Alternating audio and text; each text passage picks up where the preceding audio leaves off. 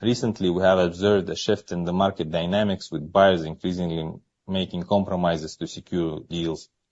Amid our continued success in long-term contracting activity, Kazatomprom has initially intended to ramp up its 2025 production to 100% of subsoil use agreement levels.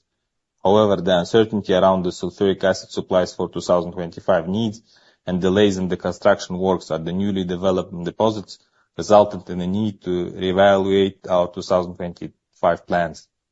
The company is now adjusting its initial intentions for 2025 production volumes of 31,500 tons on a 100% basis.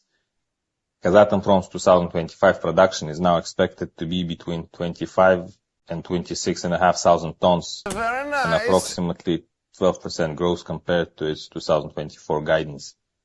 A significant portion of the adjusted 2025 production is attributed to JV Budenovskoye production delay.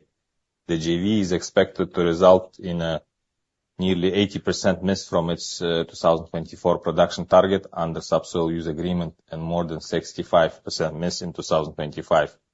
Since Budenovskoye 2025 production is expected at 1,300 tons of uranium instead of the previously approved 4,000 tons, changes to its subsoil use agreement are to be introduced to prevent breach of subsoil use obligations. JV Budenovskoye is not the only mining entity that will be applying for changes to its subsoil use agreement. APAC has also initiated subsoil agreement revisions, while Baiken, Katko, and Semizbay have already validated their production mismatches. I would like to once again highlight that in ISR mining, both the requirements for sulphuric acid and the consequences from its shortages have a different scale and impact due to different geological features of the deposits. All our uranium mining entities are supplied with acid volumes equally proportioned to their requirements to minimize the risk of harm to the uranium mining process and geological structure of the deposit.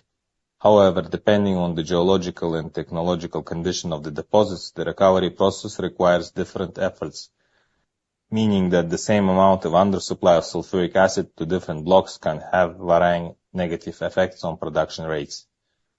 As a result, it is expected that in 2025, mining entities will have different percentage rate decrease compared to the levels stipulated in the corresponding subsoil use agreements with the acceptable 20% deviation.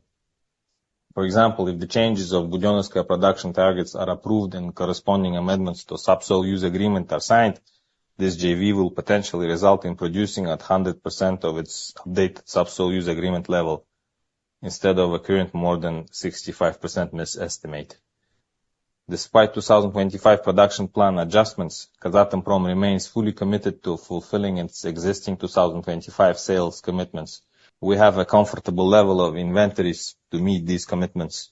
Our sales strategy involves reserving a portion of our annual production as uncommitted. This strategic reserve allows us to seize emerging opportunities and adapt to fluctuations in the market landscape.